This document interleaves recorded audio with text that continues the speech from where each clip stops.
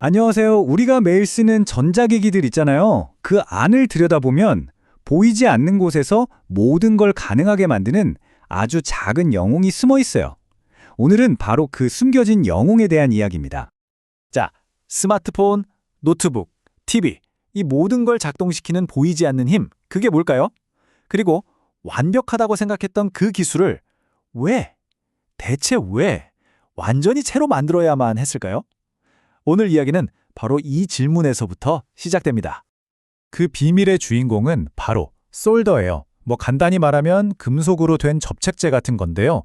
모든 전자회로를 제자리에 딱 고정시켜주는 역할을 하죠. 근데 그냥 붙여놓기만 하는 게 아니에요. 전기가 흐를 수 있는 다리 역할까지 하니까 사실상 솔드가 없다? 그럼 현대 기술도 없는 거나 마찬가지랍니다. 자, 그럼 이제 이야기의 첫 장을 넘겨볼까요? 어떻게 이 작은 영웅이 한순간에 골칫덩어리가 됐는지, 바로 납의 문제점 때문입니다. 와, 이 숫자 좀 보세요. 4,500미터톤. 이게 어느 정도냐면요, 미국에서만 1년 동안 전자제품 솔더를 만드는 데 들어가는 납의 양이에요. 전 세계적으로 보면 이보다 3배는 더 많다고 하니까 정말 문제의 규모가 어마어마하죠. 수십 년 동안 말이죠. 이 주석하고 납을 섞은 합금은 정말 완벽한 솔더였어요. 녹는 점도 낮아서 다루기 쉽고 값도 싸고 연결도 아주 튼튼하게 만들어줬거든요. 그런데 이 완벽함 뒤에 아주 어두운 비밀이 숨어 있었죠. 바로 납이 우리 건강이랑 환경에 엄청나게 해롭다는 사실이었습니다. 자, 이 표를 보시면 납을 대신할 물질을 찾는 게 얼마나 골치 아픈 일이었는지 바로 감이 오실 거예요. 그냥 독성만 없으면 땡! 이게 아니었던 거죠. 어떤 건 비스무트처럼 안전하긴 한데 가격이나 구하기가 좀 애매하고요. 또 어떤 건 저렴하고 좋긴 한데 성능이 좀 떨어졌어요. 심지어 탈륨 같은 건 납보다 훨씬 더 독성에 강했고요. 그러니까 모든 조건을 완벽하게 만족하는 대체제는 그냥 없었던 거예요.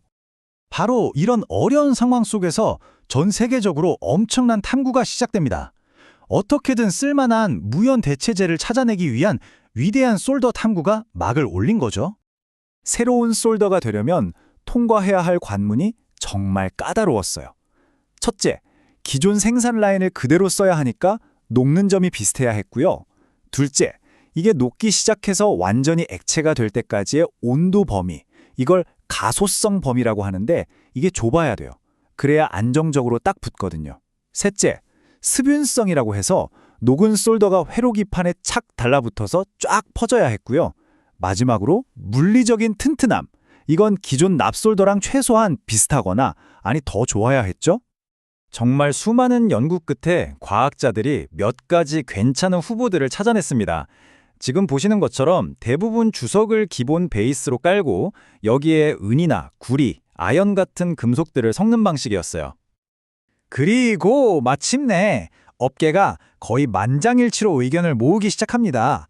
바로 주석, 은, 구리 합금, 우리가 줄여서 SAC, 사기라고 부르는 이 친구가 새로운 표준으로 떠오른 거죠. 자, 이제 문제가 다 해결된 것 같았죠? 그런데 말입니다. 바로 여기서 이야기가 완전히 예상치 못한 방향으로 꺾입니다. 이 그래프, 이게 바로 SAC 합금의 핵심 재료인 은의 20년치 가격 변동 그래프거든요. 2011년쯤에 가격이 말도 안 되게 폭등하는 거 보이시죠? 이게 무슨 상황이냐면요. 가장 인기가 많았던 해결책이 자기 성공의 덫에 빠져버린 거예요. 너도 나도 SAC 합금을 쓰기 시작하니까 은수요가 폭발했고 가격은 그야말로 천정부지로 치솟았죠. 결국 업계는 또다시 머리를 싸매고 은 함량을 줄이거나 아예 은이 안 들어간 솔더를 개발해야만 하는 상황에 놓인 겁니다. 자, 지금까지는 솔더 합금 자체에 대한 이야기였는데요. 이제는 잠시 시선을 돌려서 우리가 종종 놓치기 쉽지만 정말 결정적으로 중요한 또 다른 요소에 대해 알아볼게요. 여기서 아주 근본적인 질문 하나 해볼게요. 녹인 금속을 그냥 붓는다고 해서 회로 기판에 잘 달라붙을까요? 에이, 그럴 리가 없죠. 여기에는 아주 중요한 비밀 조력자가 필요합니다. 그 비밀 조력자의 이름은 바로 플럭스입니다. 플럭스는 뭐냐면요. 솔더링을 하기 바로 직전에 금속 표면을 화학적으로 아주 깨끗하게 닦아주는 역할을 해요. 우리 눈에는 안 보이지만 금속 표면에는 산화막이나 불순물이 있거든요. 이걸 싹 제거해서 솔더가 금속에 직접 닿을 수 있게 길을 터주는 거죠. 이 그림을 보시면 바로 이해가 되실 거예요. 플럭스가 없으면 A처럼 솔더가 물방울처럼 동그랗게 뭉쳐버려요. 서로 안 친한 거죠. 하지만 플럭스가 표면을 싹 청소해주면 B랑 C처럼 솔더가 쫙 퍼지면서 아주 강력한 결합층을 만들어냅니다.